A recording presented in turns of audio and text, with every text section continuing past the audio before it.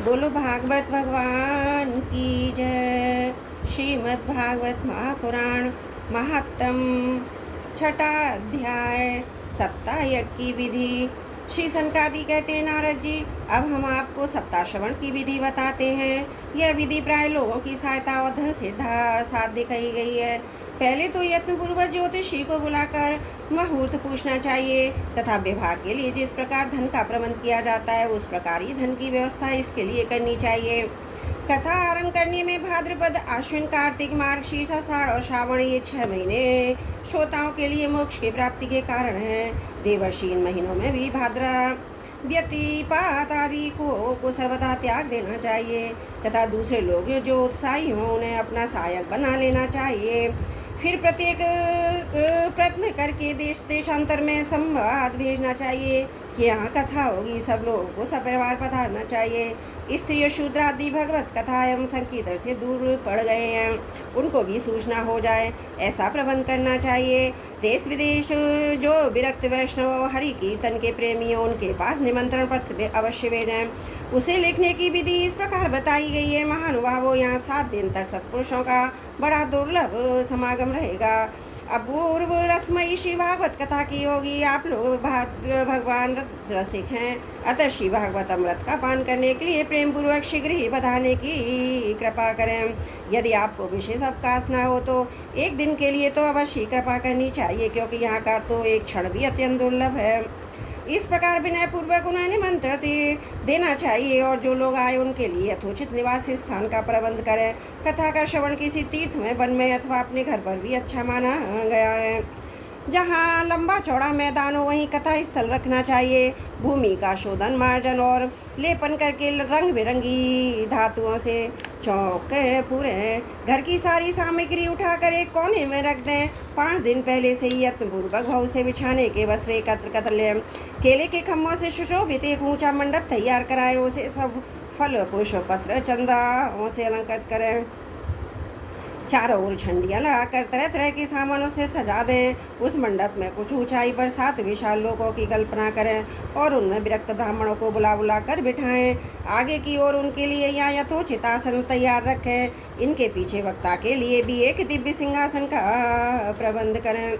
यदि वक्ता का मुख उत्तर की ओर रहे तो श्रोता पूर्वाभिमुख होकर बैठे। यदि वक्ता का पूर्वाभिमुख रहे तो श्रोता को उत्तर की ओर मुख करके बैठना चाहिए अथवा वक्ता और श्रोता को पूर्वमुख होकर बैठना चाहिए। देश काल आदि को जानने वाले महान भावों ने श्रोता के लिए ऐसा ही नियम बताया है। जो वेद शास्त्र की स्पष्ट व्याख्या करने में समर्थ हो, तरह तरह के दर्शन दे सकता हो तथा विवेकी और अत्यंत निष्प्रह हो, ऐसे विरक्त और विष्णु भक्त ब्राह्मण को वक्ता बनाना चाहिए। श्रीमद् भागवत के प्रवचनों में ऐसे लोगों को नियुक्त नहीं करना चाहिए जो पंडित होने पर भी उनके धर्मों के चक्कर में पड़े हुए हैं। स्त्री लंपट और पाखंड के प्रचारक हैं। वक्ता के पास ही उसकी सहायता के लिए एक वैसा ही विद्वान स्थापित करना चाहिए, वह भी सब प्रकार के संशयों की निवृत्ति करने में समर्थ और लोगों को समझाने में कुशल हो। कथा प्रारंभ के दिन से एक दिन पूर्व व्रत ग्रहण करने के वक्ता को शोर करा लेना चाहिए तथा अरुणोदय के समय शौच से निवृत्त होकर अच्छी तरह स्नान करें और संध्या आदि अपने कर्मों से संक्षेप में समाप्त करके कथा के विघ्नों की निवृत्ति के लिए गणेश जी का पूजन करें। तदंतर पितृगण का तर्पण कर पूर्व पापों की शुद्धि के लिए प्रायश्चित करें और एक मंडल तैयार करके उसमें श्री हरि को स्थापित करें। फिर भगवान श्री कृष्ण को लक्ष्य करके मंत्रोच्चारण पूर्वक क्रमशः षोडशोपचार विधि से पूजन करें। इसके पश्चात प्रदक्षिणा तथा नमस्कार करें। इस प्रकार स्तुति करें। करुणानिधान में संसार सागर में डूबा हुआ बड़ा दीन हूँ, कर्मों के मोह रूपी ग्राम मुझे पकड़ रखा है, आप इस संसार सागर से मेरा उद्धार कीजिए। इसके पश्चात धूप दीप आदि सामग्रियों से श्रीमद् भागवत कथा भी बड़ी उत्साह प्रीति पूर्वक विधि विधान से पूजा करें। फिर पुस्तक के आगे नारियल रखकर नमस्कार करें। प्रसन्नचित से इस प्रकार स्तुति करें। श्रीमद् भागवत के रूप में आप साक्षात श्री कृष्णचंद्र ही विराजमान हैं। हे नाथ, मैंने भवसागर से छुटकारा पाने के लिए आपकी शरण ली है। मेरा ये मनोरथ आप बिना किसी विघ्न बाधा के सांगोपांग पूरा करें। केशव मैं आपका दास हूँ। इस प्रकार दीन वचन कहकर फिर वक्ता का पूजन करें, उसे सुंदर वस्त्राभूषण से विभूषित तो करें।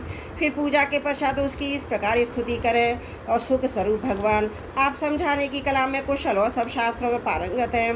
कृपया इस कथा को प्रकाशित करके मेरा ज्ञान दूर करें। फिर अपने कल्याण के लिए प्रसन्नता पूर्वक इसके सामने नियम ग्रहण करें और 7 दिनों तक यथाशक्ति उसका पालन करें। कथा में विघ्न न हो इसके लिए 5 ब्राह्मणों को और वर्ण करें। वो 12 अक्षर मंत्र द्वारा भगवान के नामों का जप करें। फिर ब्राह्मण अन्य विष्णु भक्त एवं कीर्तन करने वालों को नमस्कार करके उनकी पूजा करें। उनकी आज्ञा पाकर स्वयं भी आसन पर बैठें। जो पुरुष लोग संपत्ति, धन और घर पुत्र आदि की चिंता छोड़कर शुद्ध चित्त से मेरे कथा में ही ध्यान रखता है, उसे इसके श्रवण का उत्तम फल मिलता है। बुद्धिमान वक्ता को चाहिए कि सूर्योदय से कथा आरंभ करके 3:30 पहर तक माध्यम स्वर से अच्छी तरह कथा माने। दोपहर के समय 2 घड़ी तक कथा बंद रखें। उस समय कथा के प्रसंग के अनुसार वैष्णवों को भगवान के गुणों का संकीर्तन करना चाहिए। व्यर्थ बातें नहीं करनी चाहिए। कथा के समय मलमूत्र के वेग को काबू में रखने के लिए अल्पाहार सुखकारी होता है, इसलिए श्रोता केवल एक ही समय हविष्वाहन ग्रहण करें। यदि शक्ति हो तो 7 दिन निराहार रहकर कथा सुने तथा केवल घी या दूध पीकर सुरपूर्वक श्रवण करें, अथवा फलाहार या एक समय ही भोजन करें, जिससे जैसा नियम सुविधि से सद सके उसी को कथा श्रवण के लिए ग्रहण करें। मैं तो उपवास की उपेक्षा भोजन करना अच्छा समझता हूँ, यदि वह कथा श्रवण में सहायक हो। यदि उपवास से श्रवण में बाधा पहुँचती हो तो वह किसी काम का नहीं है। नारद जी नियम से सप्ताह सुनने वाले पुरुषों के नियम सुनिए। विष्णु भक्ति की दीक्षा से रहित पुरुष कथा श्रवण का अधिकारी नहीं है। जो पुरुष नियम से कथा सुने उसे ब्रह्मचर्य से रहना, भूमि पर सोना और नित्य प्रति कथा समाप्त होने पर पत्तल में भोजन करना चाहिए। दाल, मधु, तेल, गरिष्ठ अन्न, भाव दूषित पदार्थ और बासी अन्न, इनका ऐसे सर्वदा ही त्याग करना चाहिए। काम, क्रोध, मदमान, मत्सर, लोभ, दंभ, मोह, देश को तो अपने पास भी नहीं फटकने देना चाहिए। वह वेद, वैष्णव, ब्राह्मण, गुरु, गौ सेवक तथा स्त्री, राजा, महापुरुषों की निंदा से भी बचें। नियम से कथा सुनने वाले पुरुष को रजस्वला स्त्री, अंत्यक्ष, मलेक्ष, पत्ते, गायत्री हीन, द्वेष, ब्राह्मणों से द्वेष करने वाले, वेद को न मानने वाले पुरुषों से बात नहीं करनी चाहिए। सर्वदा सत्य, शौच, दया, मौन, सरलता, विनय, उदारता का बर्ताव करना चाहिए। धनहीन, क्षय रोगी, किसी अन्य रोगों से पीड़ित, भाग्यहीन, पापी, पुत्रहीन, मुमुक्ष भी कथा श्रवण करें। जिस स्त्री का रजोदर्शक रुक गया उसके लिए कि एक संतान होकर रह गई हो तो वह जो उसकी संतान होकर मर जाती हो उसका गर्भ गिर जाता है, वह यत्नपूर्वक इस कथा को सुने। ये सभी विधिवत कथा सुने तो उन्हें अक्षय फल की प्राप्ति हो सकती है। यह अत्युत्तम दिव्य कथा करोड़ों यज्ञों का फल देने वाली है। इस प्रकार इस व्रत की विधियों का पालन करके फिर उद्यापन करें। जिन्हें इसके विशेष फल की इच्छा हो वे जन्माष्टमी व्रत के समान ही इस कथा व्रत का उद्यापन करें, किंतु जो भगवान के अकिंचन भक्त हैं उनके लिए उद्यापन का कोई आग्रह नहीं है। वे श्रवण से ही पवित्र, क्योंकि वे तो निष्काम भगवत भक्त हैं। इस प्रकार जब सप्ताह समाप्त हो जाए तब श्रोताओं को अत्यंत भक्ति पूर्वक पुस्तक और वक्ता की पूजा करनी चाहिए। फिर वक्ता श्रोताओं को प्रसाद, तुलसी और प्रसादी माला दें। सब लोग मृदंग और झांझ की मनोहर ध्वनि से सुंदर कीर्तन करें। जय जयकार, नमस्कार और शंख ध्वनि घोष कराएं। ब्राह्मणों, याचकों को धन और अन्न दें। श्रोता विरक्त हो तो कर्म की शांति के लिए दूसरे दिन गीता पाठ करें। ग्रस्त हो तो हवन करें। उस हवन में दशम स्तन का एक एक श्लोक पढ़कर विधि पूर्वक खीर, मधु, घृत, तिल, अन्न आदि सामग्रियों में आहुति दें, अथवा एकाग्र चित्त से गायत्री मंत्र द्वारा हवन करें, क्योंकि तत्वतः महापुराण गायत्री स्वरूपी है। होम करने की शक्ति ना हो तो उसका फल प्राप्त करने के लिए ब्राह्मणों को हवन सामग्री दान करें, तथा नाना प्रकार की त्रुटियों को दूर करने के लिए विधि से फिर जो न्यूनाधिकता रह गई हो उसके दोषों को शांति के लिए विष्णु सहस्त्र नाम का पाठ करें। उससे सभी कर्म सफल हो जाते हैं, क्योंकि कोई भी कर्म इससे बढ़कर नहीं है। फिर 12 ब्राह्मणों को खीर और मधु आदि उत्तम उत्तम प्रदान खिलाएं और व्रत की पूर्ति के लिए गौ सुवर्ण का दान करें। सामर्थ्य हो तो 3 तोले सोने का एक सिंहासन बनवाएं। उस पर सुंदर अक्षरों में लिखी हुई श्रीमद् भागवत कथा की पोथी रखकर उसकी आवरण आदि विविध उपचारों से पूजा करें। जितेंद्रिय आचार्यों को उसका वस्त्राभूषणम गंधादि से पूजन कर दक्षिणा के समेत समर्पण करना है। योग करने से बुद्धिमान दाता जन्म मरण के बंधनों से मुक्त हो जाता है। यह सप्ताहपारायण की विधि सब पापों की निवृत्ति करने वाली है। इसका इस प्रकार ठीक ठाक पालन करने से यह मंगलमय भागवत पुराण अविष्ट फल प्रदान करता है तथा अर्थ धर्म काम मोक्ष चारों की प्राप्ति का साधन हो जाता है, इसमें संदेह नहीं है। सनकादि कहते हैं, नारद जी, इस प्रकार तो मैं यह सप्ताह श्रवण की विधि हमने पूरी सुना दी, और क्या सुनना चाहिए। इस श्रीमद् भागवत कथा का भोग और मोक्ष दोनों ही हाथ लग जाते हैं। सूजी कहते हैं, शौनक जी, यूँ कहकर महामुनि सनकादि ने 1 सप्ताह तक विधि पूर्वक सर्व पापनी नाशनी परम पवित्र और भोग मोक्ष प्रदान करने वाली भागवत कथा का प्रवचन किया। सब प्राणियों के नियम पूर्वक इसे श्रवण किया। इसके पश्चात उन्होंने विधि पूर्वक भगवान पुरुषोत्तम की स्तुति की। कथा के अंत में ज्ञान वैराग्य और भक्ति को बड़ी पुष्टि मिली। वे तीनों एकदम तरुण होकर सब जीवों का चित्त अपनी ओर आकर्षित करने लगे। अपना मनोरथ पूर्ण होने से नारद जी को बड़ी प्रसन्नता आई। उनके सारे शरीर का रोमांच हो आया और परमानंद से पूर्ण हो गए। इस प्रकार कथा श्रवण कर भगवान के प्यारे नारद जी हाथ जोड़कर प्रेम गदगद वाणी से सनकादि से कहने लगे। नारद जी ने कहा, मैं धन्य हूँ, आप लोगों ने करुणा करके मुझे बड़ा ही अनुग्रहित किया है। आज मुझे सर्व पापहारी भगवान श्री हरि की प्राप्ति हो गई है। तपोधनों में श्रीमद् भागवत श्रवण को ही सब धर्मों से श्रेष्ठ मानता है, क्योंकि इसके श्रवण से वैकुंठ गोलोक बिहारी श्री कृष्ण की प्राप्ति होती है। सूजी कहते हैं, शौनक जी, वैष्णव श्रेष्ठ नारदों यूँ कह ही रहे थे कि वहाँ घूमते फिरते योगेश्वर सुखदेव जी आ गए। कथा समाप्त होते ही व्यास नंदन श्री सुखदेव जी वहाँ पधारे। 16 वर्ष की सी आयु आत्मलाभ से पूर्ण ज्ञान रूपी महासागर का संवर्धन करने के लिए चंद्रमा के समान में प्रेम से धीरे धीरे श्रीमद् भागवत पाठ कर रहे थे। परम तेजस्वी सुखदेव जी का देखकर सारे सभासद झटपट खड़े हो गए और उसे आसन पर बिठाया। देवर्षि नारद जी ने उनका प्रेम पूर्वक पूजन किया। उन्होंने सुखपूर्वक बैठकर कहा, आप लोग मेरी निर्मल वाणी सुनिए। श्री सुखदेव जी बोले, रसिक एवं भावुक जन, यह श्रीमद् भागवत वेद रूप कल्प वृक्ष का परिपक्व फल है। श्री सुखदेव रूप शुक्र के मुख का संयोग होने से अमृतसर से परिपूर्ण है। ये रसी रस है, इसमें ना छिलका है ना गुठली है, इसी लोक में सुलभ है। जब तक शरीर में चेतना रहे तब तक आप लोग बार बार इसका पान करें। महामुनि व्यासदेव ने श्रीमद् भागवत पुराण की रचना की है।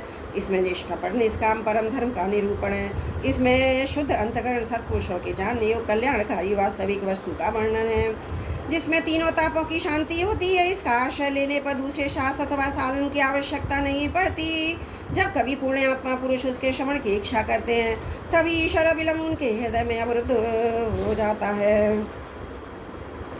यह भागवत पुराणों का तिलक वैष्णवों का धन है। इसमें परमहंसों के प्राप्त विशुद्ध ज्ञान का ही वर्णन किया जाता है तथा ज्ञान वैराग्य भक्ति के सहित निवृत्ति मार्ग को प्रकाशित किया गया। जो पुरुष भक्ति पूर्वक इसके श्रवण पठन और मनन में तत्पर रहता है वो मुक्त हो जाता है। ये रस स्वर्गलोक सत्यलोक कैलाश और वैकुंठ में भी नहीं है। इसलिए भाग्यवान श्रोता हो तुम इसका खूब पान करो, इसे कभी मत छोड़ो। सूजी कहते हैं, श्री सुखदेव जी इस प्रकार कह ही रहे थे कि उस सभा के बीचों मंच प्रहलाद, बलि, उद्धव, अर्जुन आदि पार्षदों के सहित साक्षात श्री हरि प्रकट हो गए। तब देवर्षि नारद ने भगवान और उनके भक्तों की यथोचित पूजा की।